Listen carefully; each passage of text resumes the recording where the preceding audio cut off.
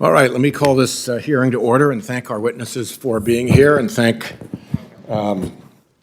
Co-Chairman Grassley and Senator Cornyn and Senator Hassan for being here as well. I'll make some opening remarks and then turn to Senator Grassley, and then we'll introduce and get the testimony of our witnesses.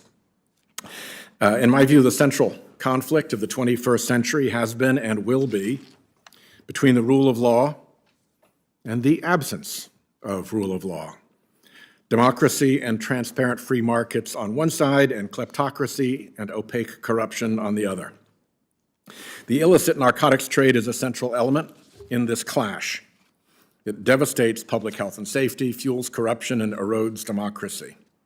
It also relies on rule of law protections in the US and other democracies to safeguard the ill-gotten gains of its leaders in our property and financial institutions.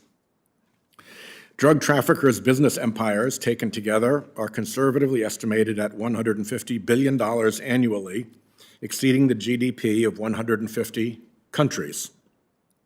Such a massive trade cannot exist without the coerced or willing complicity of government officials and law enforcement.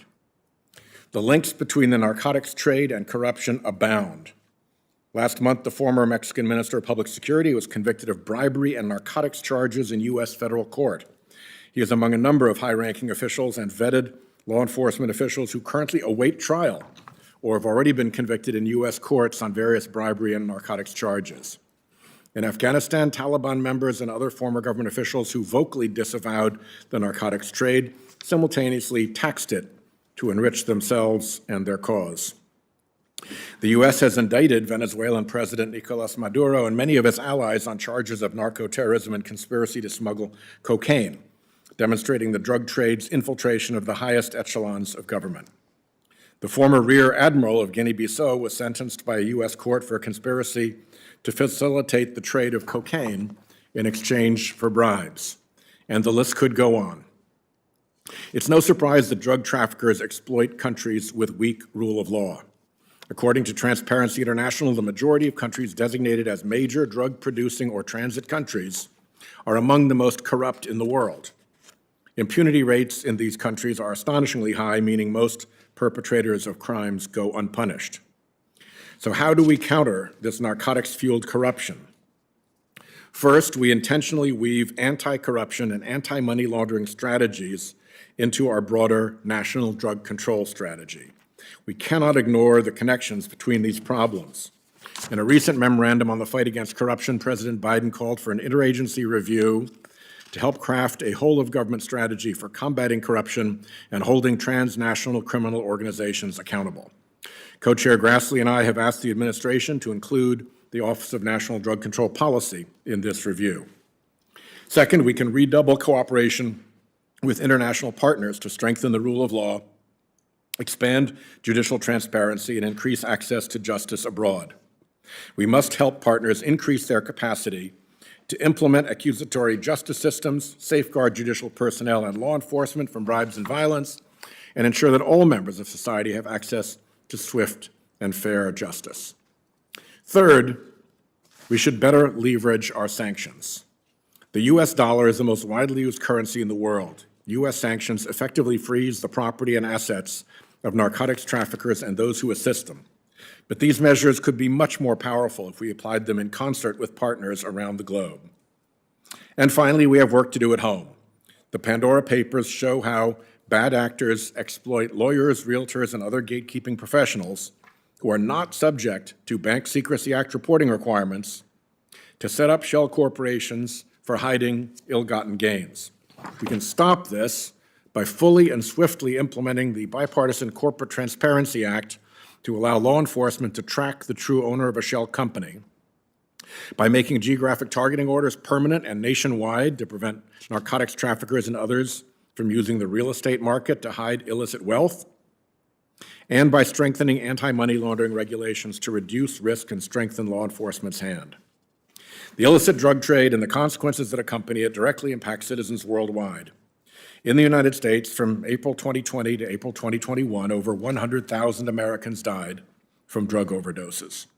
Globally, the UN Office on Drugs and Crime reports that, and I'm quoting here, since the start of the 21st century, organized crime has resulted in roughly the same number of killings as all armed conflicts across the world combined. That is a bloody record. For America to stop these harms and to remain an example to the world, we must prevail against the transnational drug trade and the corruption that it fosters. Today's hearing will examine how U.S. agencies address that nexus between the illicit drug trade and corruption, how we might improve our efforts against those forces, and how we can harness our partnerships with fellow rule of law countries to hold corrupt actors to account. Chairman Grassley, all yours. Thank you, Mr. Chairman, for holding this very important hearing, so connected with lots of deaths in the United States as a result of drugs, et cetera. Corruption threatens economic, social, and political development. The illicit drug trade is a massive barrier to ending corruption. So we're here today to discuss a complex nexus. Many countries struggle with regulating and stopping the flow of illegal and illicit drugs. This impacts Americans, as evidenced by the ongoing drug overdose crisis, which of course is driven by fentanyl. China ships fentanyl precursors to drug cartels in Mexico, who then funnel it into and through our southwest border. Now, for nearly 15 years, the United States has sought to work with allies in Mexico to stop the flow of drugs into our country through Merida initiative, yet Mexican-based drug trafficking organizations maintain control of the drug trade through violence, through intimidation, and through corruption. Some progress has been made in this space. Just a few weeks ago, Mexico recorded the largest seizure of fentanyl in the country's history. Also, our nations are having ongoing talks about how to stop the supply and demand of drugs. Rooting out corruption isn't confined to Mexico. So as we review our efforts, we must ensure strong oversight. In August of this year, the Justice Department Inspector General reported that DEA hasn't been keeping track of the partnerships with foreign law enforcement to combat the flow of illicit drugs. When the OIG checked, the Drug Enforcement Administration headquarters didn't even have a complete record of the foreign law enforcement units DEA personnel established.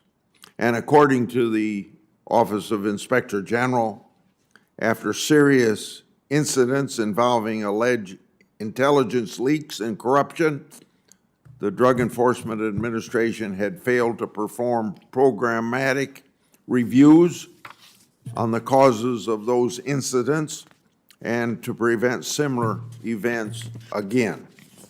Another country on the front lines in our effort to stop the illegal flow of drugs is Haiti.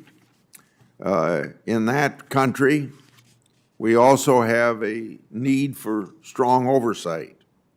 Since the Haitian president was assassinated in July, we've learned that 2 Haitian nationals wanted in connection with that assassination have had past associations with the Drug Enforcement Administration.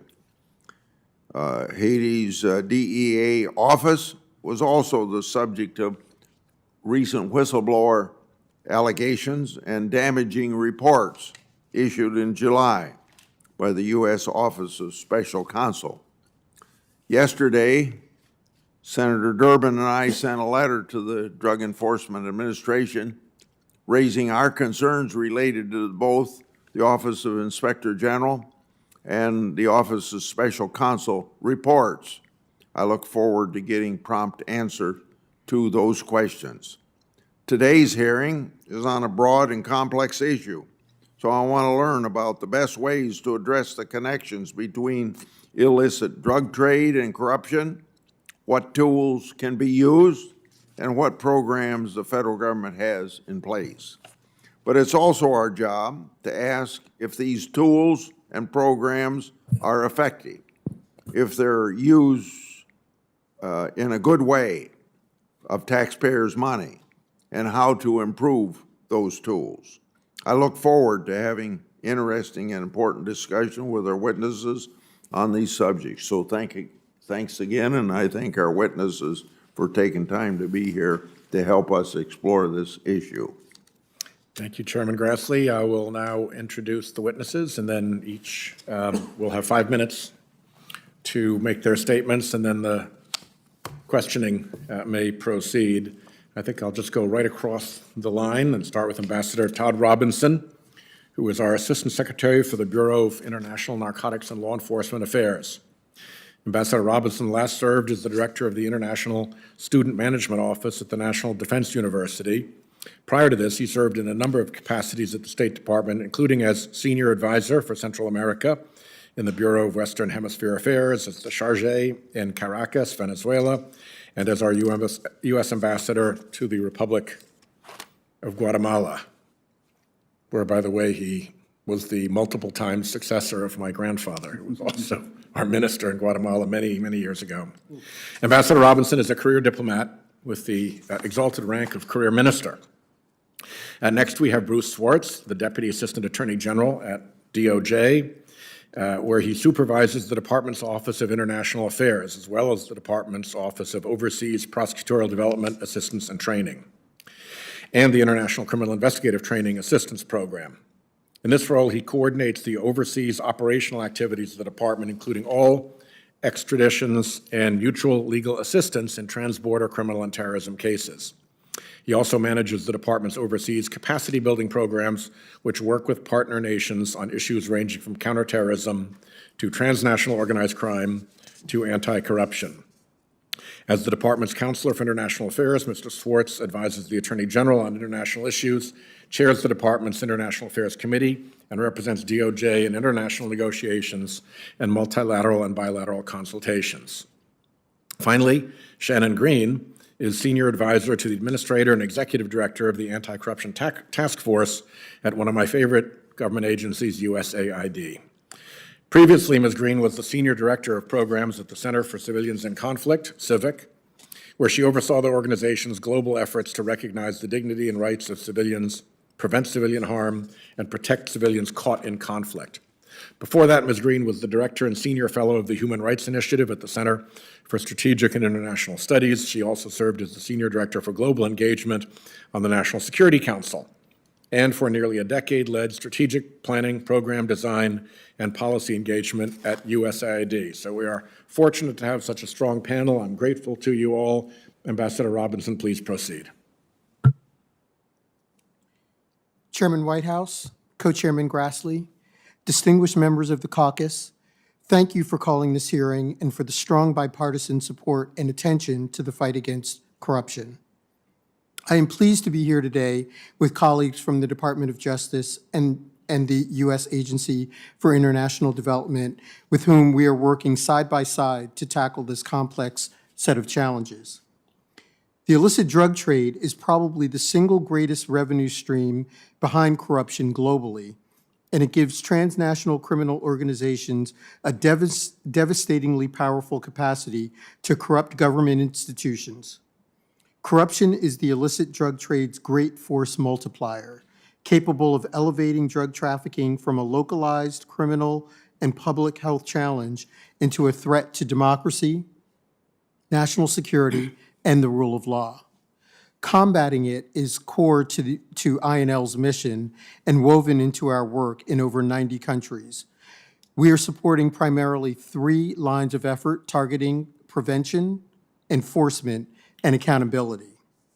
The first is building shared standards and political will against corruption at the global level. Over the past 2 decades, INL has led U.S. efforts to develop shared global standards against corruption and the architecture for anti-corruption cooperation across borders. INL leadership was key to negotiating the world's only global legally binding commitment against corruption, the UN Convention Against Corruption, UNCAC, completed in 2003. Based on U.S. domestic best practices, this treaty now requires 188 governments to implement the same anti-corruption standards to which we hold ourselves. To cite one example, over the past 2 years, INL led efforts against foreign bribery through the G20 Anti-Corruption Working Group, working closely with like-minded partners to secure the first-ever time-bound commitment from all G20 countries to criminalize foreign bribery and enforce foreign bribery legislation. Progress in building these global standards helps shrink the enabling environment that allows drug trafficking and all other forms of transnational crime to thrive. The second pillar of our work is focused on strengthening capacity in partners to prevent, detect, and hold accountable those that participate in corruption. INL's foreign assistance programs support the capacity of governments and civil societies to build transparent, accountable institutions, strengthen criminal justice authorities' ability to detect, investigate, and prosecute corruption, including corruption relating to drug trafficking, and assist officials to work across borders to build cases and track proceeds. An example of this, in Albania, our work to strengthen the capacity of Albanian authorities to investigate and deter high-level corruption and organized crime contributed to the arrest last month of a dozen corrupt police officers involved in drug trafficking. INL's anti-corruption efforts hit every facet of our program in Mexico, where it has helped strengthen the capacity of security and justice institutions to reduce opportunities for corruption, prosecute offenders, and promote a culture of accountability. To complement and reinforce our diplomacy and foreign assistance, our third line of effort employs targeted sanctions and deterrence tools to discourage high-level corruption and support the work of law enforcement. INL manages 2 rewards programs targeting high-level drug traffickers and other transnational criminal leaders, which have helped our law enforcement partners bring over 75 international drug kingpins and crime bosses to justice. We also manage 2 anti-corruption visa restriction authorities, and in close cooperation with the Department of Treasury, support implementation of the corruption prong of the Global Magnitsky Sanctions Program.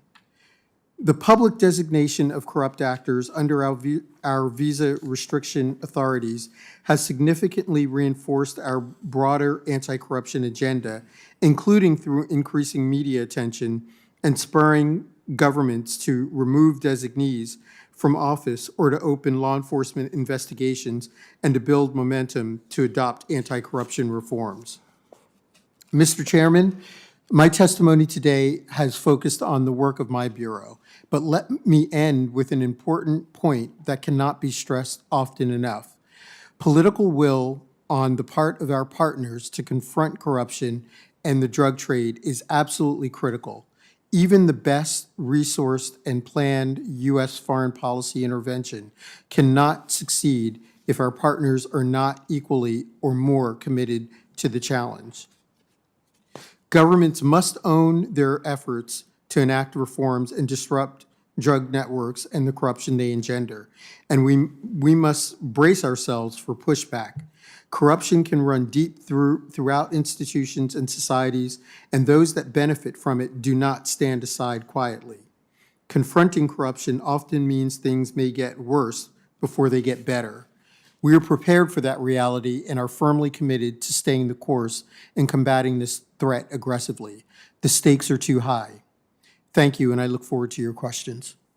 Thank you, Ambassador. Much appreciated. Mr. Swartz, to you. You may need to punch your mic. Thank you. Thank you, Chairman Whitehouse and Co-Chairman Grassley, distinguished members of the caucus. There are 3 points I would like to emphasize this morning. First, the Department of Justice is deeply committed to investigating and prosecuting narcotics traffickers and their illicit financial networks. Second, we are equally committed to building the capacity of our foreign counterparts to do the same. And third, both missions are critical to the security of the American public. Let me turn first to our own investigations and prosecutions. As I noted, they're aimed not only at traffickers, but at their financial networks. And let me cite just two examples from the past month. As I think you may have seen, in October, we announced Operation Dark Hunter. This was an operation led by J-Code, the Department of Justice's Joint Criminal Opioids and Darknet Enforcement Team, that was a global enforcement action resulting in 150 arrests worldwide and the seizure of more than $31 million in cash and virtual currency. Similarly, last month, we announced a new tip line for Central America to provide leads to the Department of Justice's Northern Triangle Anti-Corruption Task Force, a joint task force bringing together our narcotic and dangerous drugs section, our money laundering and asset forfeiture section, and our fraud section.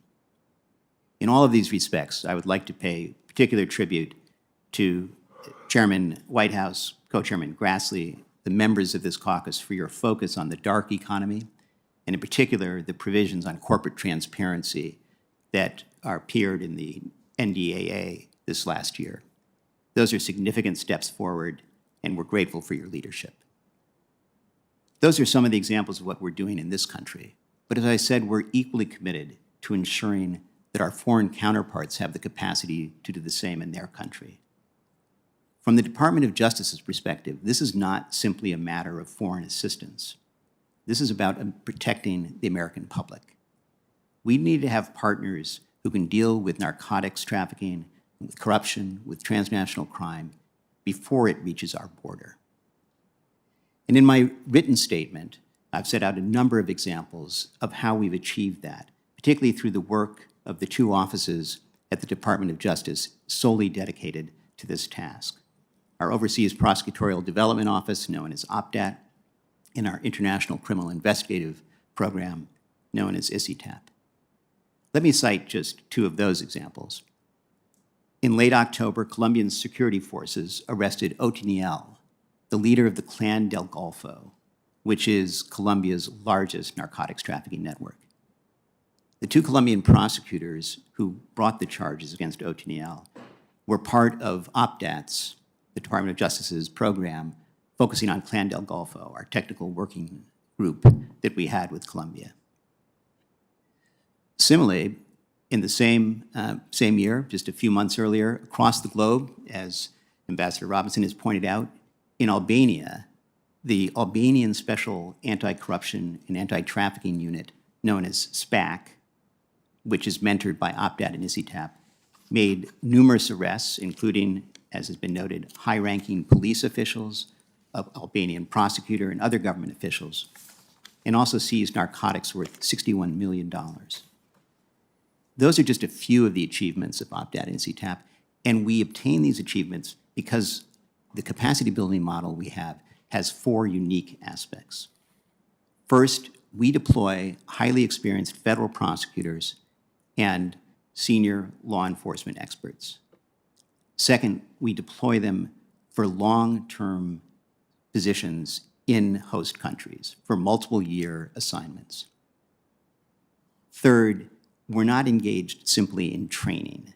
That's not our objective. Our goal is to engage in case-based mentoring, that is to help our counterparts conduct investigations and prosecutions in their most complex cases. And finally, because OPDAT and ICITAP deploy federal employees, not contractors, they can reach back to all of the Department of Justice's assets, can coordinate with our operational teams on the ground, and can ensure that we're working collectively. Now, OPDAT and ICITAP are not funded to do any of this work. We have to look to our colleagues at INL, my friend, the ambassador here, or state counterterrorism. But notwithstanding this, the accomplishments have been, as I've said, strong, consistent over the 30 years that these organizations have been in existence. And I'm happy to say that I think we've also made a significant step by INL's willingness to agree to our proposal for the creation of a global anti-corruption rapid response fund, which will allow the department to deploy prosecutors and agents more agilely, more quickly to deal with urgent problems of corruption and narcotics trafficking abroad. And whatever we can do to improve our agility in this regard also improves our ability to protect the American public. Thank you. I look forward to your questions. Thanks very much, Mr. Swartz. Ms. Green. Chairman Whitehouse, Co-Chairman Grassley, and distinguished members of the caucus. Thank you for bringing us together today to discuss the dual threats of corruption and the illicit narcotics trade. I am pleased to have the opportunity to share how USAID's long-term investments in development and deep network of local staff and partners help to address these challenges as a complement to the efforts of my interagency colleagues. As Administrator Power said on USAID's 60th anniversary, corruption is basically development in reverse. It undermines the rule of law, scares away private investment, contributes to insecurity, and weakens support for democracy itself. Drug trafficking thrives in places where corruption has crippled economic investment, crushed faith in the government, and caused enforcement officials to turn a blind eye to their obligations. USAID is taking a number of steps to tackle the problem of corruption and its effects on drug trafficking, mobilizing its missions in more than 80 countries. First, USAID provides vital support to civil society organizations and media outlets that expose corruption and generate pressure for reform, often at great personal and professional risk to themselves. For example, since 2007, USAID has funded the Organized Crime and Corruption Reporting Project. This network releases more than 80 major investigations per year that uncover corruption, drug trafficking, and other forms of crime. For instance, they have documented the evolution of Balkan criminal groups into a syndicate that has earned billions and influenced politicians, police, and prosecutors across the region, illustrating how the proceeds of drug trafficking can be used to pay off public officials, who then in turn undermine counter-narcotics efforts. It is not enough, though, to expose corruption and crime. We need governments to take action against it. And that is why USAID pairs this support to non-governmental organizations with robust investments in democratic institutions and the rule of law. For example, in Mexico, USAID is strengthening oversight and regulatory bodies at the federal and state levels in order to reduce corruption at key points where government and citizens interact, such as when obtaining licenses or permits. In Mali, USAID is building the capacity of justice sector institutions and civil society to fight corruption, including along key trade routes, where citizens just seeking to earn a living are regularly subject to rent-seeking behavior and harassment. USAID has long worked on improving government transparency and accountability. These efforts make it harder for criminals to profit from corruption and drug trafficking and to use those profits to pay off public officials. In Moldova, USAID has worked with the Central Electoral Commission and political parties to improve financial disclosures and integrity. This work is essential to detecting attempts by external actors to co-opt politicians to serve their interests rather than the interests of the population. As the largest bilateral development agency, USAID has the unique ability to root out corruption and drug trafficking through our work in multiple sectors. For example, cartels in Latin America use illicit gold mining to generate billions in revenue and to launder the proceeds of their crime.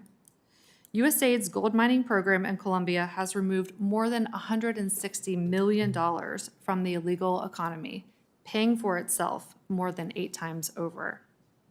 USAID recognizes the deep linkages between corruption and transnational organized crime. As such, we are adapting our programming to transform the fight against corruption, including by tackling it from a variety of angles. This includes increasing our agility to respond to what can be fleeting windows of opportunity, as well as moments of backsliding, enhancing collaboration with other U.S. departments and agencies, local anti-corruption reformers, and the private sector, and experimenting with new programmatic approaches, tools, and technologies to tackle transnational corruption and crime. USAID's assistance is essential to addressing the underlying conditions that foster the illicit narcotics trade to devastating effect in the United States and around the globe. We look forward to deepening those efforts in coordination with members of Congress, our partners across the U.S. government, the private sector, and very importantly, the frontline reformers and activists in the countries in which we work. I thank you and look forward to your questions. Thanks very much. You know, it strikes me that the United States is involved in a global contest, which you might even call a clash of civilizations, between rule of law world and non-rule of law world. I'll have to come up with a better term for non-rule of law world, but it's basically kleptocracy, autocracy, and criminality. And it strikes me that in my lifetime, most of the evil that has been done to America has emerged from non-rule of law world. Given that background, do each of you agree that there is a significant nexus between international corruption and American national security? Yes, absolutely. Without a doubt, Senator. 100%. So if we're going to win that contest, prevail in that clash, one of the things it seems we have to address is the problem of illicit proceeds of all that corruption, in particular the problem of illicit proceeds of all that corruption finding shelter in rule of law. If you're the biggest thief in your country, what you've stolen is only as safe as the next big thief to come and take you over and steal what you stole. So what you need is to get your pelf, your crooked goods, sheltered behind rule of law. And so in very significant ways, it seems to me, we rule of law nations are aiding and abetting in legal terms or giving aid and comfort to in military terms, our own enemies.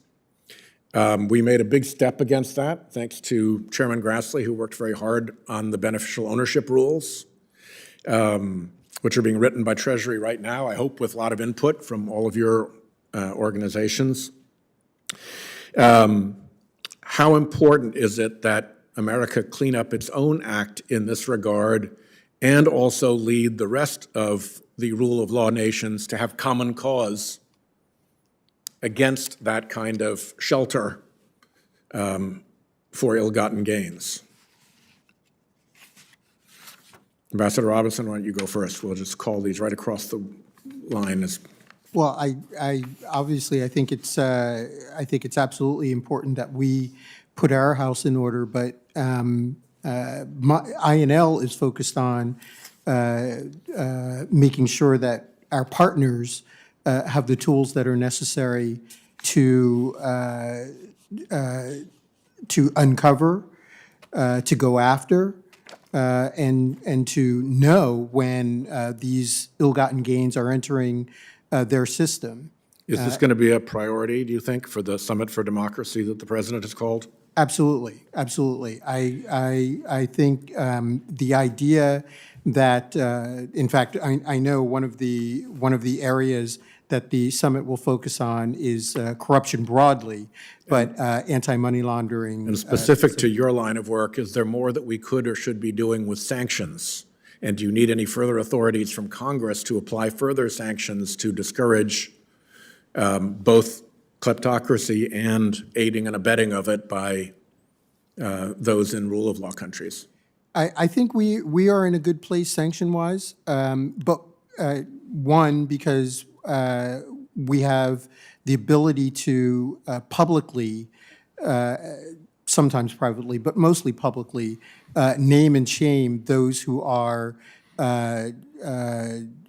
moving this money. Well, let us know if you would like more authority because we, I think, really want to try to address this problem. Last question for Mr. Swartz. DEA within the Department of Justice focuses a lot on interdiction. Our prosecutions focus a lot on interdiction. It seems to me that we focus a little bit less on follow the money, but for every pound of cocaine, for every package of heroin, there's a financial transaction on the other side of it, and making sure that we pursue the money can be, well, they said follow the money in Watergate for a reason. And then beyond that is the question of disrupting the safe havens where that money goes. And it seems that most of our attention is to interdiction, less, but some is to follow the money, and not so much has been to disrupting the safe havens to which the money flows. Are you doing anything to try to correct or adjust that? Mr. Chairman, the Drug Enforcement Administration. Microphone. Mr. Chairman, the Drug Enforcement Administration plays a key role, as you say, in disrupting narcotics trafficking networks, but increasingly is also focused on the connected illicit financial networks that make those trafficking networks possible. And that's reflected, including in their involvement in J-Code, our criminal opioids darknet enforcement team, as well as steps they've taken on their own investigations to focus on the financial flows. We couldn't agree more. It is essential that we do this, and as you've said, the fact that we've put our own house in order, I can say as the department official responsible for our international cooperation, has been essential. To be able to say that we are doing what we've asked other countries to do is critical, as well, of course, as making it possible for us to conduct these kinds of investigations.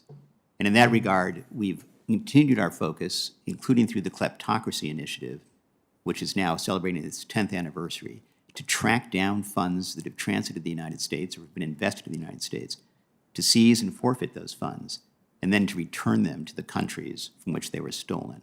I think it's really been one of the most effective things we've done, and we couldn't agree more. This is a clash of civilizations. It's a clash between two different types of governance, of how citizens are treated, and we're determined at the Department of Justice to show that we're working not only to protect the American people, but the people of the countries that are allies and our partners. Thank you. Chairman Grassley. Thank you, Mr. Chairman.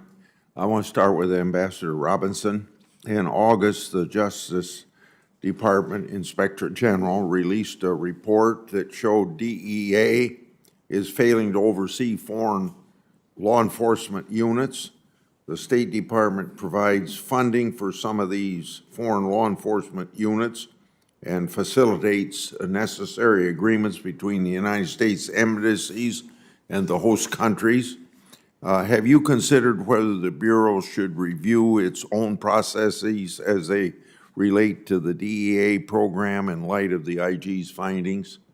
Mr. Co-Chairman, the fact is we are reviewing our relationship with our partners all the time. We took the GAO report very seriously, and we will continue to review to make sure that we are focusing on taking good care of the American people's resources. What oversight, Ambassador, does the State Department's Bureau of International Narcotics and Law Enforcement Affairs do to ensure that the funds it provides for DEA-supported foreign law enforcement units will be used for their intended purpose? We sign agreements, interagency agreements with all of the different agencies that we work with. So that's at the Washington level, that's how we make sure that we are focusing on the funds that go to these agencies.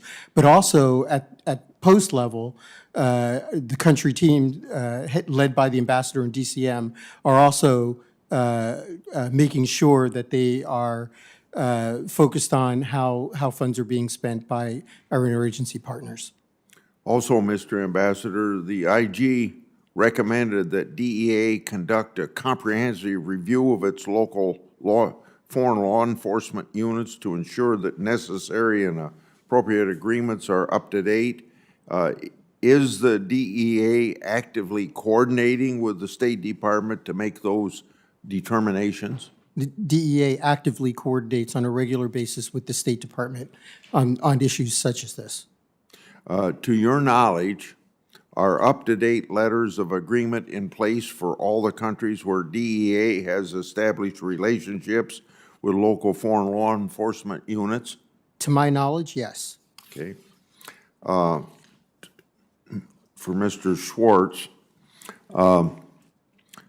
we had a recent Justice Department Inspector General report, the same one I've referred to, found that the DEA doesn't have a complete list of foreign law enforcement units that it supports and doesn't have a complete record of funding provided by the state and defense departments to support the units. Do you agree that the DEA headquarters should conduct strong oversight of the relationships its country officers form with foreign law enforcement partners? Well, thank you, Mr. Co-Chairman. The department, of course, takes the Inspector General's report extremely seriously. And I'm happy to note that on August 26th, the DEA announced that it was doing an independent, top-to-bottom review of its foreign and international footprint, including all of the issues raised by the Inspector General. And we, of course, will follow that independent review and take any appropriate actions that are suggested thereby. Also, Mr. Schwartz, do you agree that when serious incidents occur involving DEA-supported foreign law enforcement units, it's incumbent upon the DEA headquarters to conduct oversight to identify problems and prevent similar incidents? I'm confident, Senator, that that is the position taken by the DEA administrator, by all of those involved at DEA headquarters, to carefully monitor this activity and, again, to abide by the results of the independent review of their international footprint. Okay. And also, Mr. Schwartz, I recently chaired this drug caucus field hearing in Cedar Rapids, Iowa.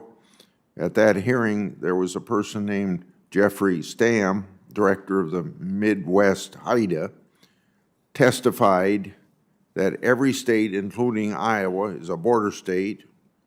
He stated we need to deal with the flood of drugs like fentanyl impacting our country. You mentioned in your written testimony 2 Department of Justice anti-corruption programs that work in Mexico. How are these programs and trainings effective in stopping fentanyl and other deadly drugs from entering the United States? Well, thank you, Mr. Co-Chairman. The broader framework, of course, for our cooperation with Mexico has now been set by the new bicentennial framework and the high-level security dialogue, which Attorney General Garland attended, as did I, the ambassador, last month. That sets a framework that's going to focus us on illicit finance, on precursor chemicals, and to provide a new direction forward.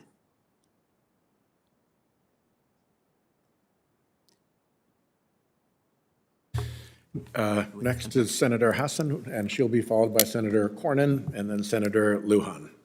Well, thank you, Mr. Chairman, and I want to thank you and Co-Chair Grassley for convening us. I want to thank the witnesses not only for being here today, but for your work.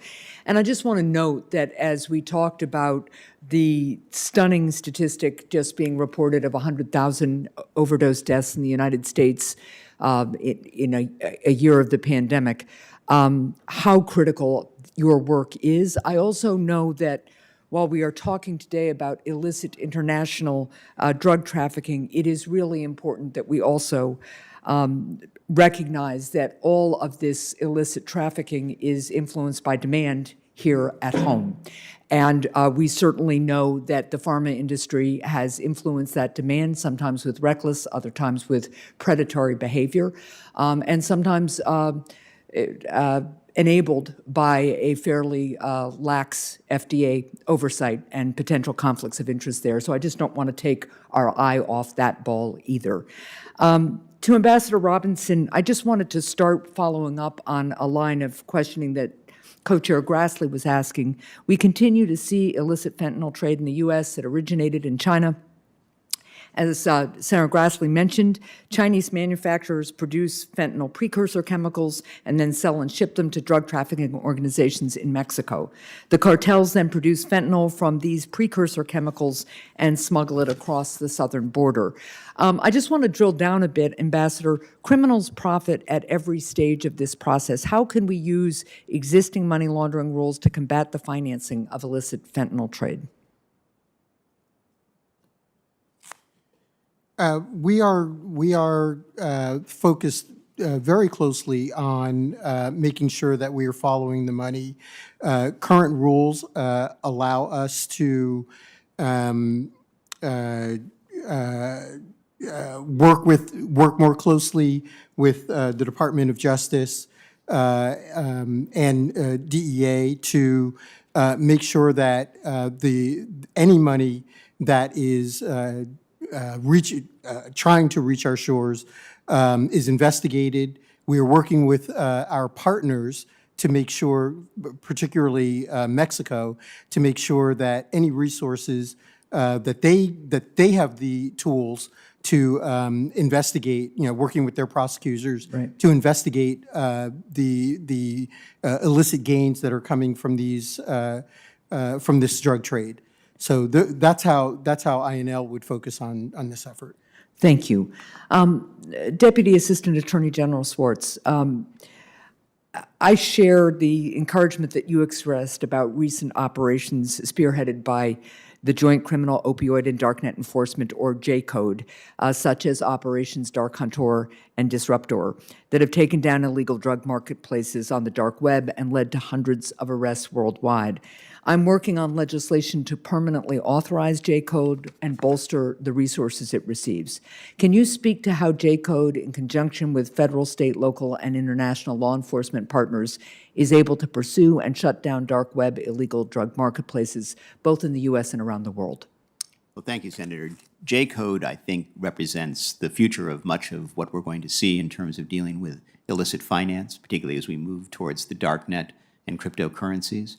And by bringing together experts both on the drug side, the money laundering side, and our cyber experts, it is the future of how we're going to interact on this. We find that J-Code also works well and helps coordinate our various law enforcement agencies at the federal level and to help advance state actions as well. And we're also doing this through other means. Thanks to support from INL, we've created a worldwide network of cyber prosecutors through OPDAT. We're stationed abroad, working to build the capacity of our foreign counterparts to deal with cryptocurrency and other money laundering techniques. And we've also built out, with our prosecutors on the ground, working on particular cases with Mexico, a money laundering group that's already met twice in the short time it's been in existence in this fall. And we expect, again, this will not simply be training. This will be case-based, directed activity. Well, thank you. I look forward to working to make sure that J-Code has the resources it needs to continue this vital work. I wanted to touch on one more thing with you, and we're running out of time, so I may do it for the record, but I am sure that Chairman Whitehouse will talk more about the amendment to the National Defense Bill that he and I have been working on, and I think it's going to get introduced to target drug cartels' money laundering. One key piece of the bill is providing resources, assistance, and training to other countries. Can you and Ambassador Robinson speak to how this support will help target drug trafficking organizations where they're most vulnerable? Thank you. We feel at the Department of Justice that there is more we can do in this regard. We can place prosecutors, if we have the funding to do it, to serve as mentors, again, focused on cases, on building out cases involving illicit finance that affect our country. So we look forward to any opportunity to discuss how that can best be done. But from our perspective, and this goes to Senator Grassley's point, there's no better expenditure of monies for the American taxpayer and to protect the American taxpayer than placing our prosecutors and investigators on the ground to build the capacity of our counterparts to obtain results and to defeat these criminal organizations before they reach our borders. Well, I thank you. And Ambassador, I'll follow up with you perhaps for the record since I'm a bit over time here. I appreciate all of you very much. Senator Cornyn. Thank you all for being here today. Let me start, Ambassador Robinson, I could not agree more with the final statement that you made, talking about the importance of political will and cooperation in the countries that we're trying to assist. And frankly, without that political will, there's not a whole heck of a lot the U.S. can do, in my opinion. We've not shown ourselves very good at nation building, and particularly when we're working against the powers that be in foreign countries, it makes things hard, if not downright impossible. I'm thinking about, for example, President Lopez Obrador's backtracking on law enforcement, just on extraditions. For example, in 2019, there were 17 extraditions from Mexico, 22 and 20, and so far in 2021, there have only been 9. We're waiting on visas from the government of Mexico so that our DEA, federal agents, can get in there and do their job. And unfortunately, President Lopez Obrador has said that using force against the drug cartels doesn't resolve anything, and essentially has raised the white flag. What I want to ask the panel about is transnational criminal organizations. We talk about transnational criminal organizations, sometimes use the word cartels and the like. But I've heard it said, and I think it's true, but I'd like to get your opinion, that these criminal organizations are by and large commodity agnostic. In other words, they're in it for the money, and they don't care if they have to smuggle drugs, people, traffic, and sex, whatever it is. Do you agree, Mr. Robinson, Mr. Schwartz, that these transnational criminal organizations are commodity agnostic?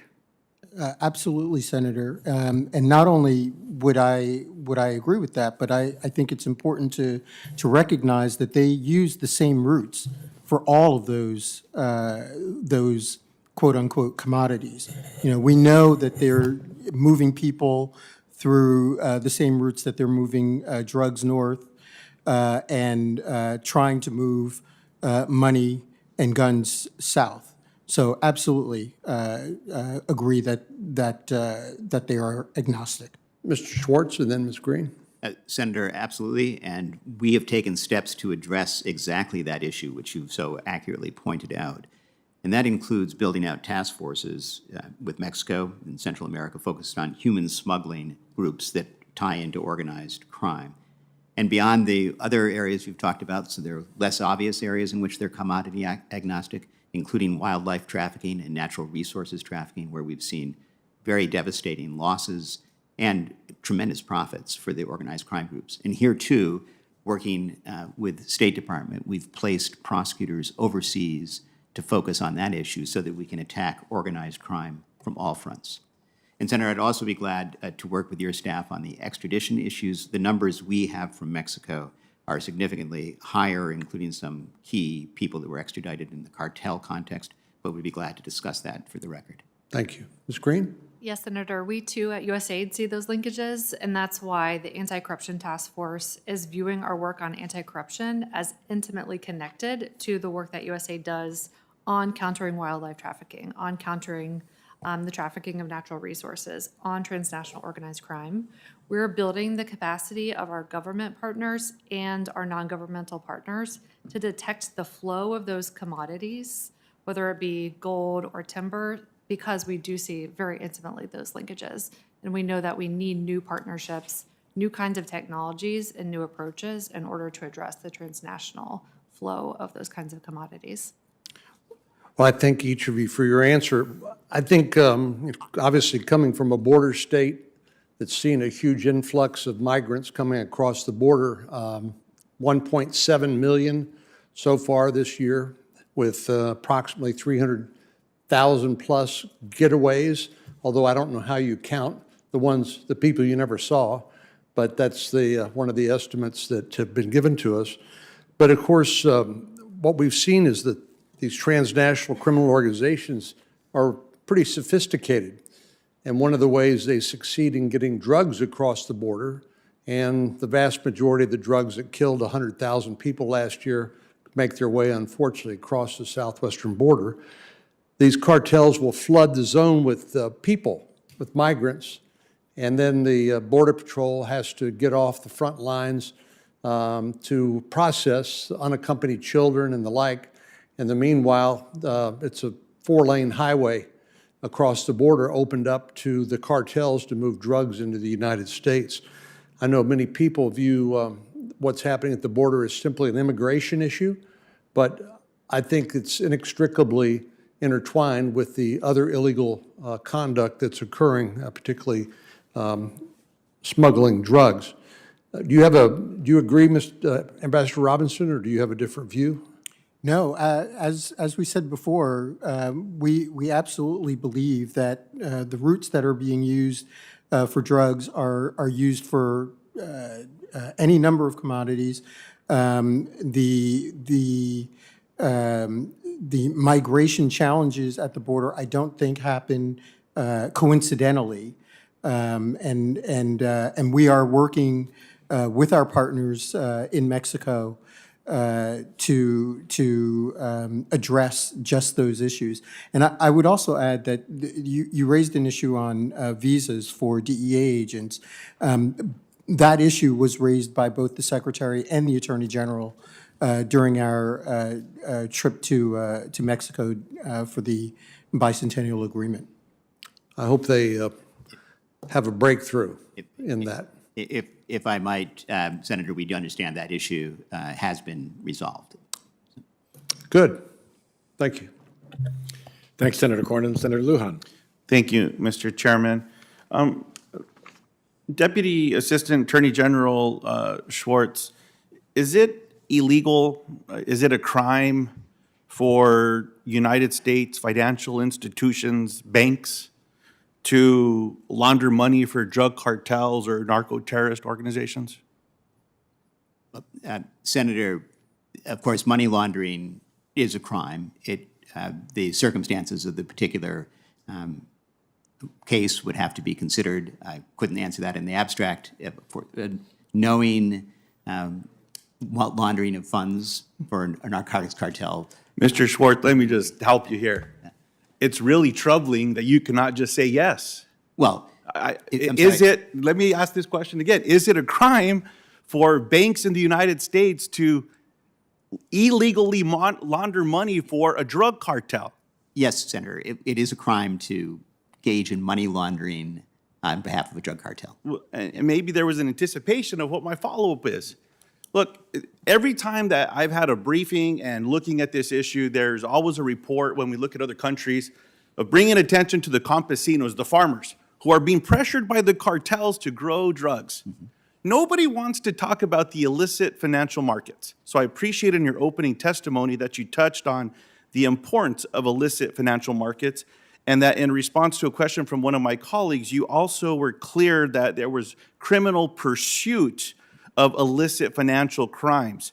The reason that I wanted to ask these particular questions and open up there, I'm sorry it took so long to get where I am now, is there was a decision made in 2012 with HSBC in the United States to levy a $1.9 billion fine, which is about 5 weeks of profits for the bank.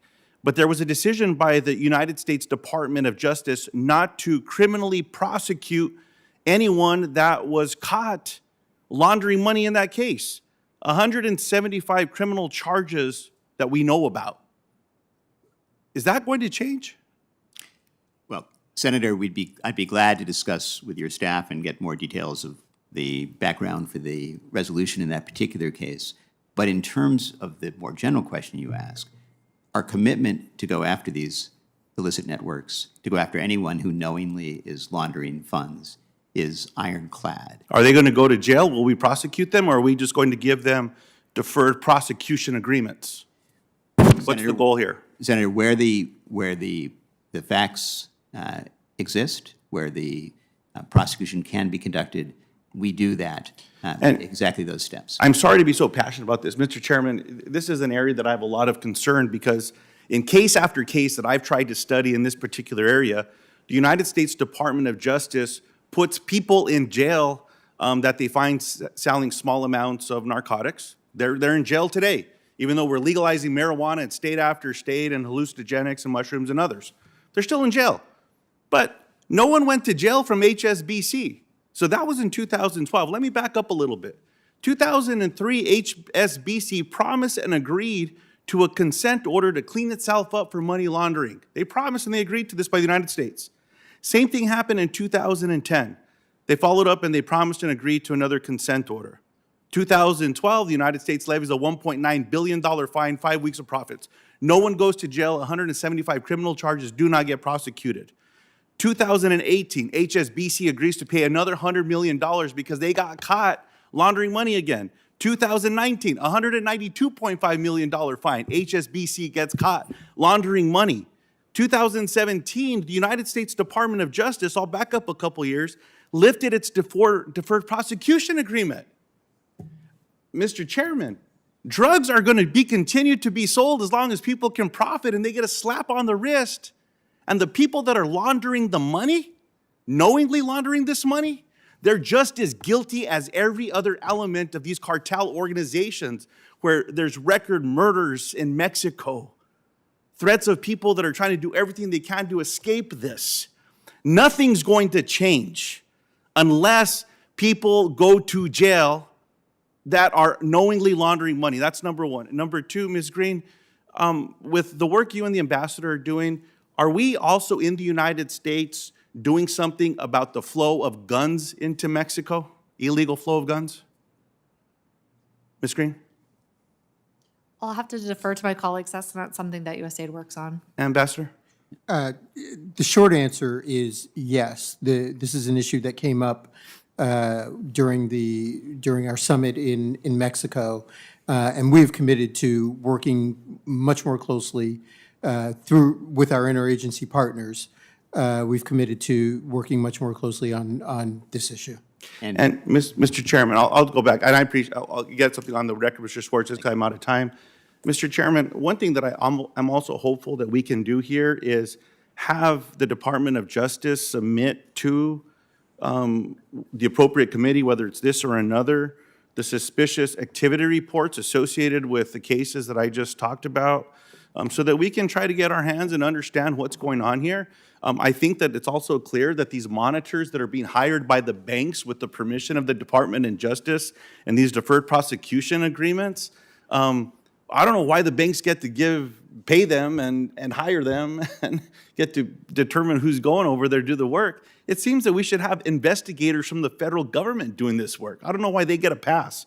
So this is an area that I'm going to keep pressing and pushing now that I'm a member of the United States Senate, because again, this is not going to stop as long as people just pay a small fine and a small penalty, and then they get to go home with their deferred bonuses while people are dying on the streets of America and in other parts of the world. Thank you, Mr. Chairman.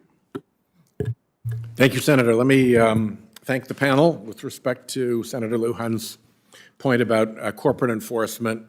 Mr. Schwartz, if you could pass back to Deputy Attorney General Monaco my compliments on the new corporate prosecution memorandum that she announced, which I think is a very important step in the right direction for the department. I think that we have work to do to prepare for the Summit for Democracy in this area and make sure that that is a success at rallying nations around the world to this standard. Because frankly, if 80% of our allies in rule of law land help and 20% don't, guess where the dirty money will go? To those 20%. So we really have to do what the administration did with the international minimum tax and create a very significant international consensus around this, and continue to press for the strongest beneficial ownership regulations that you need. I know that Treasury has the pen on that, but I expect that they're listening to USAID, I expect that they're listening to DOJ, FBI, and DEA, and I expect that they're listening to the State Department, and if they're not, let me know so I can make sure that they do. And finally, if there's anything else that you need from Congress by way of improved support resources, or legal authorities, don't hesitate to come to us. I think, as you've seen, this is a matter of significant bipartisan interest in the Senate. I'm grateful to all of you for your service and for your testimony today. And I'll excuse this panel so that we can bring on the next panel, and we'll go into recess just for a few moments while the electronics are done to bring our next panel on via the internet. Thank you.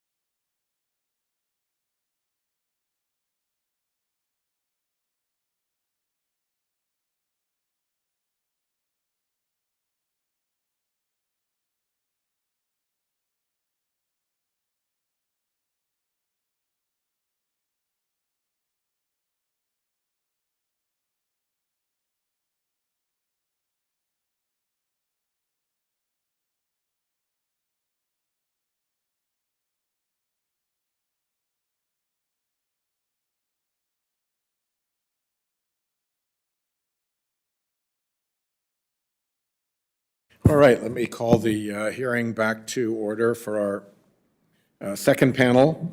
I appreciate very much all of the witnesses' participation, particularly since they're coming from far away. One is located in Vienna, another is in Iraq, and another is in South Carolina, slightly less far away.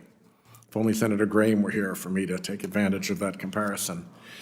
John Brandolino is the director of the Division for Treaty Affairs at the United Nations Office on Drugs and Crime, where he oversees UN-mandated policy processes related to drug and crime, and technical assistance centers related to corruption, organized crime, money laundering, cybercrime, and terrorism.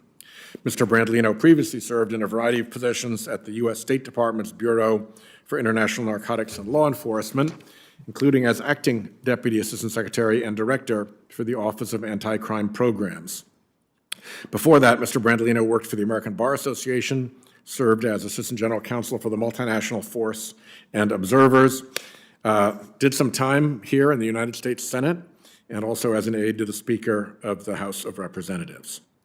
Vanda Felbab-Brown is a senior fellow in the Center for Security Strategy and Technology in the Foreign Policy Program at the Brookings Institution. She's the director of the Initiative on Non-State Armed Actors and co-director of the Africa Security Initiative and the Brookings series on opioids, the opioid crisis in America, domestic and international dimensions. Dr. Felbab-Brown is an expert on international and internal conflicts and non-traditional security threats, including insurgency, organized crime, urban violence, and illicit economies. She's the author of the forthcoming Narco Noir, Mexico's Cartels, Cops, and Corruption, and is a frequent commentator in U.S. and international media. Finally, Clay Fuller is a research affiliate with the Walker Institute at the University of South Carolina. Previously, he was a Jean Kirkpatrick Fellow at the American Enterprise Institute, and he has worked closely with the Hudson Institute's Kleptocracy Initiative, which is a great initiative that we've done a lot of work with over the years. And he is a current member of the Global Initiative Against Transnational Organized Crime. His academic and policy work highlights how modern dictators, terrorists, and criminals utilize free market to consolidate and project power.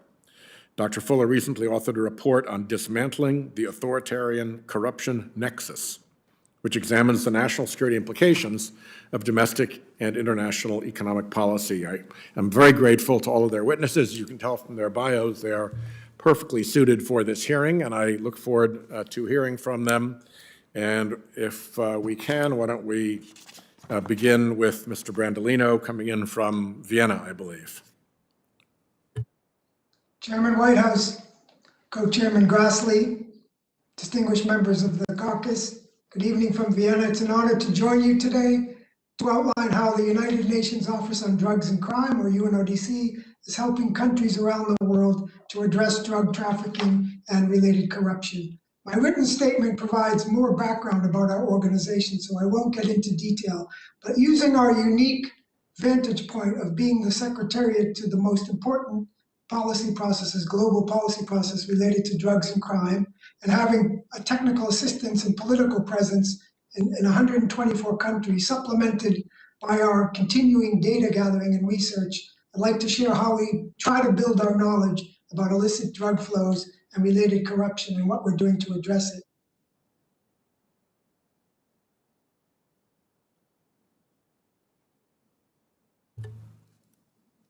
Please proceed. Have we lost signal? I'm here. Can you hear me? Yes, go ahead. Can you hear me? Okay, sorry. So I wanted to take this opportunity to thank the U.S. Department of State, INL Bureau, for their longstanding policy, substantive, and financial support for many key areas of our work, and the Department of Justice, which regularly contributes its expertise to our work around the world. First, there are two levels that we address this issue. First is a very general one. There's a science to fighting corruption.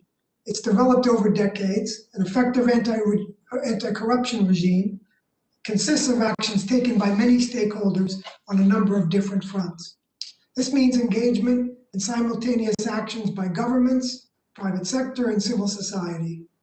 And the wide-ranging set of actions and commitments that consist of an anti-corruption holistic regime are actually found in the UN Convention Against Corruption in its chapters relating to prevention, criminalization, international cooperation, and asset recovery. And one path that we use to fight corruption generally is to ensure that effective action is being taken at all these fronts and that there is visible and holistic anti-corruption regime within a specific country involving all actors. But in addition to this, the second path is we need to also understand the different contexts of corruption and develop measures that are tailored to combating and preventing corruption in those specific contexts.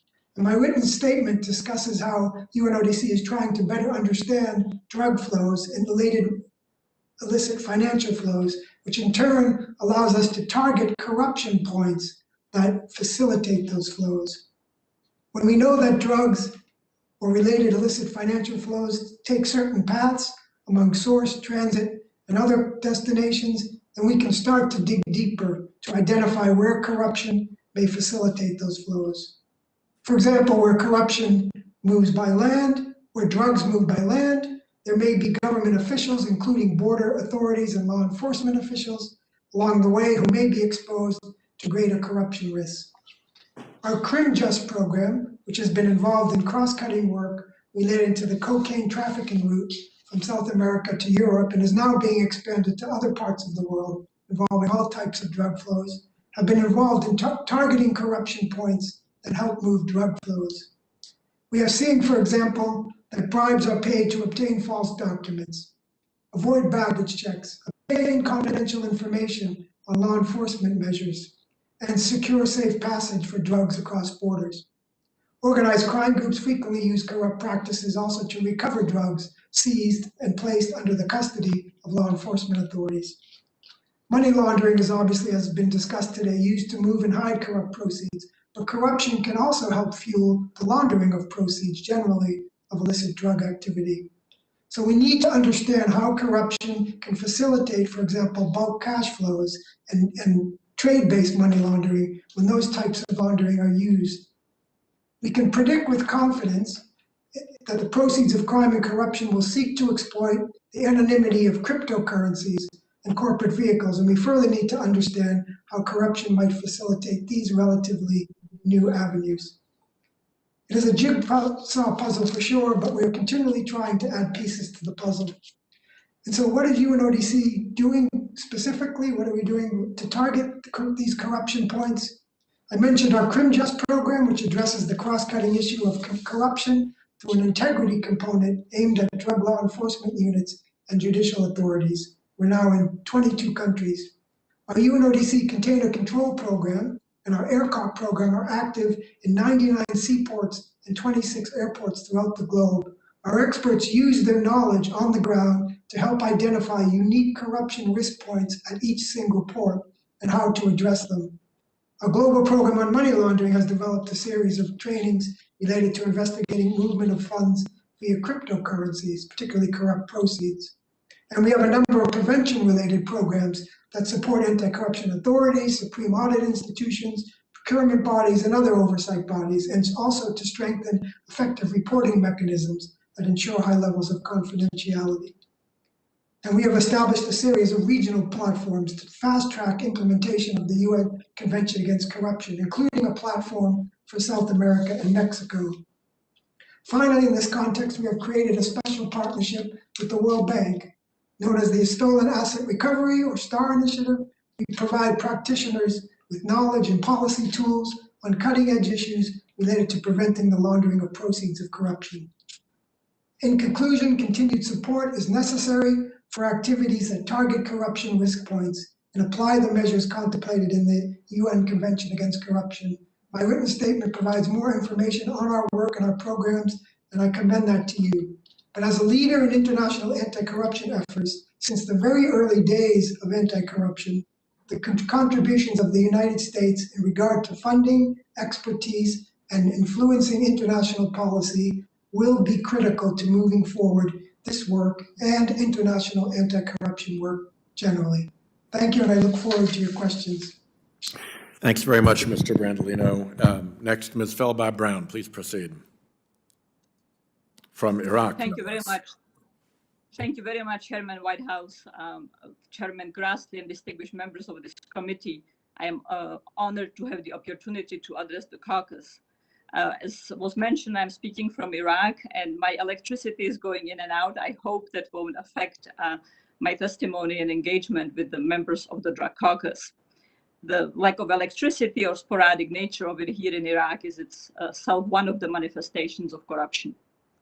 Vast illegal economies, such as the drug trade, strongly exacerbate corruption and undermine the rule of law. Conversely, corruption undermines counter-narcotics efforts, be they interdiction of drug trafficking networks in places such as Mexico, Afghanistan, or Honduras, efforts to build legal livelihoods for those marginalized populations that participate in the production of illegal drugs, as is often the case in Colombia, where government officials, vested elites, and exclusionary vested interests appropriate money meant for development of legal livelihoods. And in some cases, such as in Venezuela, North Korea, or Myanmar, entire regime survival is deeply intertwined and dependent on the persistence of exclusionary patronage, corruption, and illegal economies, such as the drug trade. Similarly, in Central America's Northern Triangle, such systems of political exclusion and patronage have for decades dominated the countries and become deeply intertwined with the drug trade, with criminal organizations penetrating the highest levels of the government, such as in Honduras.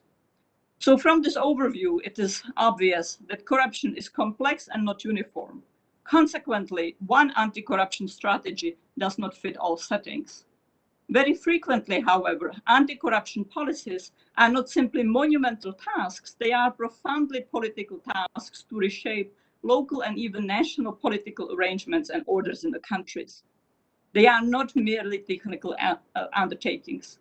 If they are considered and developed as merely technical projects, they can generate perhaps some capacity abroad, but they will fail to generate adequate political will, and in fact might be undermined.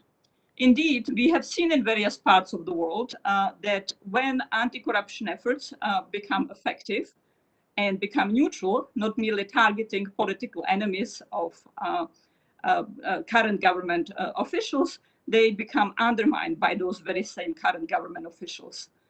The attacks and efforts to dismantle CICIG in Guatemala and Machi in Honduras are prime examples. At other times, both counter-narcotics and anti-corruption efforts are co-opted to, in fact, perpetuate the very system of narrow, parochial, rapacious, predatory, corrupt rule and merely target political and business enemies. The record of police reform, so fundamental for anti-corruption and counter-narcotics efforts, has been highly disappointing around the world. Often the preferred solutions in places where corruption is pervasive across agencies and layers of government is building special interdiction units. And indeed, they can be very effective tools, yet once again, often when they become effective, the governments tend to dismantle them, or we have also seen circumstances where they go rogue and become, in fact, top criminals in the country. And finally, I want to say that violence matters. The more violent a criminal setting is, such as in Mexico, the harder it becomes for government officials to resist corruption, particularly if local level officials have little to no backup protection from national level governments. In my written statement, I provide a detailed set of policy recommendations. Let me just make let me just pull out very few examples from that. One is that corruption efforts need to be prioritized to focus on settings where entire communities are excluded from access to jobs or markets, because this will generate political will both to proceed in anti-corruption efforts and to mount effective counter-narcotics efforts. But because they are profoundly political undertakings, they required a systematic policy from the get-go to build political alliances of support for the persistence and advancement of anti-corruption efforts. The US long-term goal needs to be strengthening checks and balances within the political system, reducing patronage, clientelism, all of which enable corruption. I want to also highlight something that came out in the previous panel, namely that the presence of US law enforcement officials, such as DA official, is frequently key to monitoring the systems of corruption and penetration by criminal groups into political and law enforcement system, and often stimulates at least some action.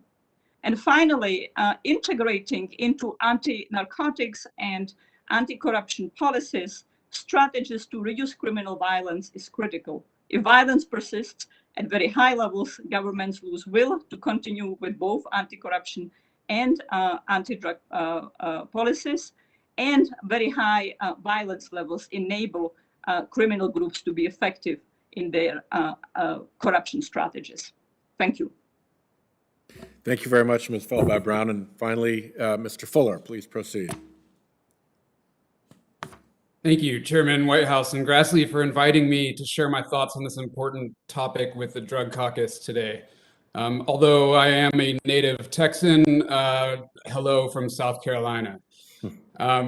So the nexus between the illicit drug trade and corruption is a topic that's of great interest to me. As you mentioned, I authored a report at the American Enterprise Institute in 2019 on dismantling the authoritarian corruption nexus, which this directly addresses the global competition between systems of governance that Senator Whitehouse referred to in his opening remarks. That report points out that greater economic transparency done in a way that protects individual privacy rights is a nonviolent asymmetrical weapon that can be used against our adversaries.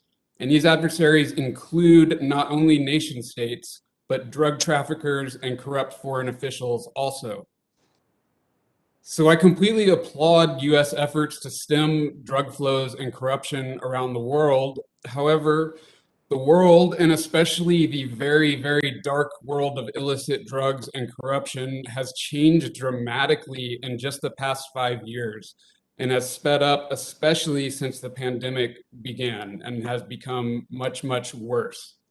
And so to answer Senator Grassley's question in his opening remarks about whether or not what we're doing is working, in my opinion, it seems clear from the data that I look at as a political scientist that what we have been doing is not working, or at least not working very well. When looking at the data, nearly all corruption measures around the world are up. Nearly all democracy measures around the world are down. Drug use and overdoses are constantly rising, and to hear that 100,000 Americans died of overdose deaths just since the pandemic began is a very depressing statistic. So what I've done today for my written testimony and these comments is I've brought 3 ideas here that I've spoken about before that I think may be of help to Congress and the free world's fight against authoritarianism and non-democracy and corruption in the important work here of this caucus and Congress.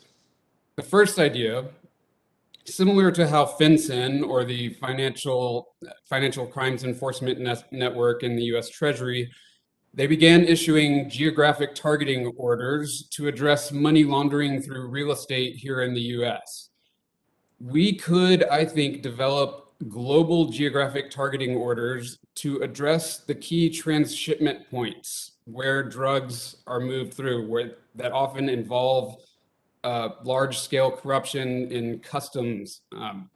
These are usually foreign trade zones, also known as free trade zones or special economic zones or free ports. We could spend a lot of time updating those and getting more information on them. And I've worked with the Helsinki Commission on drafting ideas for how we would go about identifying the worst offenders, and I identify a lot of them in my written testimony. The second idea I have here is that we should start, in my opinion, incorporating existing international treaties on drugs and corruption into all regional and bilateral trade agreements. So these were referred to UNCAC and others.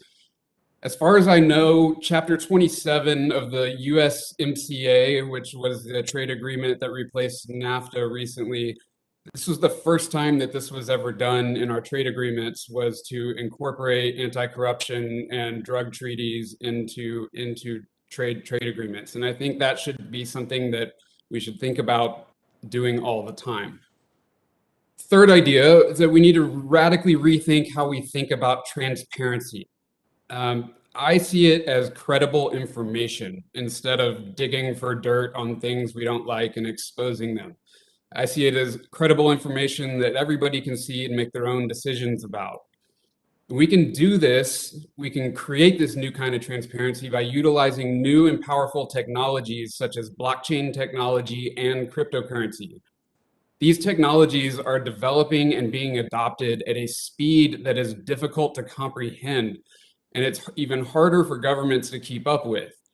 But the thing that's most misunderstood about them is that they are built on the premise of enforcing an unbreakable transparency. And they do this through decentralizing everything, decentralizing finance and decentralizing the internet, so we don't have things like the HSBC incidents that were referred to earlier. Many, if not most, of the companies developing and operating these technologies have been begging Congress for a while now for a clear framework on how they will be able to be regulated.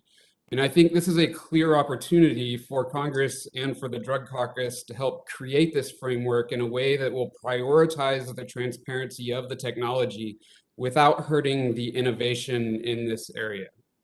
And with that, I thank you and welcome your questions. Thanks very much, Mr. Fuller, and thanks to the whole panel. You're a very expert group, and I appreciate that you've joined us from all around the globe. Mr. Brandolino, no doubt in your mind that there's a nexus between international corruption and our own country's national security, correct? Absolutely. Every country's security. And that said, if you could have your way, what would you like to see as best case outcomes from the Summit for Democracy? I think the Summit of Democracy, like the addressing corruption, is a long-term project. And I hope this summit can come up with some concrete ideas that we can move forward internationally with other partners. So I think it's important to bring international cooperation and multilateral work is important because we need to have a number of countries going down the same path. There's strength in numbers. So I think we need to identify the measures we want people to take, the path we want to go down, and bring a number of countries with us. Thank you. And Ms. Feldbab-Brown, in terms of disrupting narcotics finance, what would you think the best outcomes could be with respect to disrupting safe havens for the proceeds of the international drug trade? Well, building both legal frameworks that require governments to take some action, and then building political coalitions within countries, investing in building political coalitions in those countries to, in fact, enforce those legal structures. And Mr. Fuller, again, thank you for your work in this space. It's really been terrific to work with Hudson Institute's Kleptocracy Initiative over the years. What would you like to see, similar question to Mr. Brandolino's, what would you like to see come out of the Summit for Democracy? And if I could ask you to tag on to Ms. Feldbab-Brown, specifically, what would you like to see come out for the Summit for Democracy that would relate to disrupting safe havens for international criminal drug financing? Thank you for the question. I would like to see a focus on improving trade and supply chains, specifically as related to foreign trade zones, these transshipment points. I've been studying these for more than a decade now, and they're very understudied, not understood, underregulated. There's very little data on them, and they have a very critical, in my view, point in all of this that has been overlooked for a very long time. Last question. What would you particularly like to see us do in dealing with the Mexican cartels and the border trade with the United States?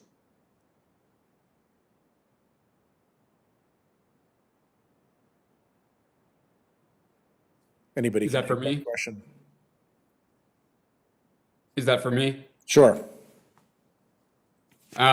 Well, again, the trade zones, or I mentioned USMCA. We could start enforcing Chapter 27 out of it, and actually bringing cases out of that is something that could be done. But I'd have to look into some other ideas specifically for that. Encouraging Mexico to pay their police more, especially at the border, would help with the corruption issue, I believe. I guess one final question. Does anybody disagree with the response from the official panel that we have adequate resources in terms of sanctions of people involved in corruption and that they're being deployed adequately? Perhaps I can start, Mr. Chairman. I think that the Magnitsky Act is a very powerful tool that can be applied across a great range of issues that has been applied for that very much links to both corruption and counter-narcotics. For example, the issue of darknet, deepnet, cryptocurrency, and money laundering has been mentioned. Many of the organizations are also linked to powerful states, including China and Russia.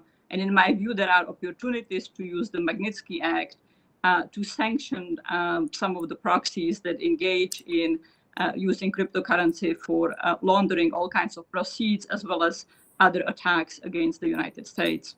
And if I may to add one comment to Mexico, I just spent several weeks in Mexico exploring corruption, drug trade, and other illegal economies in the country. And I'm deeply concerned about the situation there. I've traveled there, done research there over the past 20 years, and I have perhaps never found such extensive territories, populations, and government officials intimidated by drug trafficking groups, feeling they don't have adequate backup from the federal government, from Mexico City, and increasingly not simply criminal groups co-opting government officials at all levels of the governments and across law enforcement agencies, something that requires far greater set of measures than simply raising salaries, but in fact criminal groups fielding political candidates to run for office. Thank you very much. Let me turn it over to my co-chair, Senator Grassley. Thank you, Mr. Chairman. I'm going to ask my first question of Felbab Brown, but I'm going to introduce it with what she already knows about fentanyl and the adulterating that product with other drugs. And then it gets into the United States. We've spent $3 billion through the Merida initiative to promote counter-narcotics efforts in Mexico. One of the goals of the initiative is to strengthen Mexico's criminal justice system. Rooting out corruption is an essential piece of that. So how do weak criminal justice systems in neighboring countries impact the United States counter-narcotics goals and policies? Well, the functioning of the criminal justice system abroad is absolutely fundamental to minimizing illegal drug trade, corruption, and protecting U.S. national security and the lives of U.S. citizens. And indeed, the effort that the United States put in helping Mexico improve the justice system through the Merida Initiative made some very important progress. The most significant one being improvements to the judicial system, such as switching to oral trials and moving from a pure inquisitorial system to a system that's a hybrid of inquisitorial and accusatorial system. This is important progress. It's highly imperfect. It's also under threat with significant rollbacks to that system. And it's something that I hope will continue to be a significant part of the bicentennial framework efforts. We are yet to see the details of what the framework actually will mean in practice. I am concerned that if the framework ends up defined on the part of the Mexican government as the United States stops the flows of money, weapons, and demands in the US, and Mexico does what it wants inside its borders, that it will not be an effective framework. Also to you as well, I want you to tell us how to spend our taxpayer dollars more wisely. How can we better assist partner nations with defending against corruption and preventing the flow of illicit drugs destined for the United States? Well, there is a wide set of measures, Mr. Chairman. I outlined some of it in the written testimony. Let me perhaps pull up one. A very key element of those strategies is building special interdiction units. Yet oftentimes we are forced to work with units in which only some members are vetted, in which perhaps top-level officials refuse to be vetted. If something like that happens, we should immediately see that that should already raise red flags about the genuine commitment on the part of our bilateral counterparts to the use of special investigative units. We also see that when they are effective, they often come under threat and perhaps are dismantled. So building them might require building or trying to encourage the development of legal political framework that would not subject those units to merely political discretion of being dismantled. Dr. Fuller, what lessons should we be taking away from our anti-money laundering and counter-narcotic strategies, and what can the United States do better than we're now doing? Many things. As attitudes towards marijuana change around the world, and especially here in the United States, it might be prudent to start thinking about shifting resources towards focusing on cocaine, fentanyl, and heroin and other drugs. Around the world, working with our partner nations, there are very cheap and inexpensive things that we can do that would have great effect, such as teaching our partner nations how to generate, collect, and disseminate more credible aggregate data about what's going on in their country. So for example, the statistic mentioned earlier that 100,000 Americans died of overdoses during the pandemic. It's credible, and I believe it, and it affects me, and it encourages me as an individual to want to do something to help fix that statistic. A lot of our partner countries around the world don't collect much or any data that's either believable or exists. I went through and tried to calculate what each country around the world spends on collecting statistics for each individual on things in their country, and the United States by far spends more per person collecting data than any other country in the world. The UK was second, but then you start getting into Africa and East Asia and Latin America, and it dramatically drops down to very, very little. So we could send data scientists and computers to these countries and teach them, better data collection and dissemination methods. My time's up, Mr. Chairman. If you have another question, please feel free to proceed. If not, we will conclude the hearing. Let me thank the panel and particularly thank our tech support team for bringing them in from Vienna, Iraq, and South Carolina. This has been, I think, a very helpful hearing, and I'm very grateful for the expertise and participation of each one of you. Thanks so much for being with us, and we look forward to continuing to work with you as we prepare for the Summit for Democracy and to assert a really strong American role in international transparency in our clash with kleptocracy, autocracy, and criminality. With that, the hearing is concluded. Thank you all.